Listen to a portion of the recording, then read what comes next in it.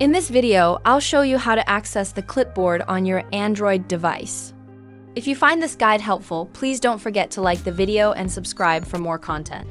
The clipboard is a really handy feature because it stores anything you copy, allowing you to easily paste it elsewhere. To get started, open any app where you can type, such as WhatsApp, Gmail, or any other messaging app. I'll use WhatsApp as an example. Once you're in, open the keyboard by tapping on the text field. To access the clipboard, look for the 4 square icon on the left side of the keyboard. Or if there's nothing typed yet, you may see the clipboard icon directly. Tap on the icon, and if it doesn't show up, make sure to enable the clipboard option. Once it's active, you'll see everything you've copied. For example, if I copy this text now, it will appear in the clipboard. You can go back and there it is. Tap on it to paste it, or choose any other items you've copied to paste them as well. It's really that simple.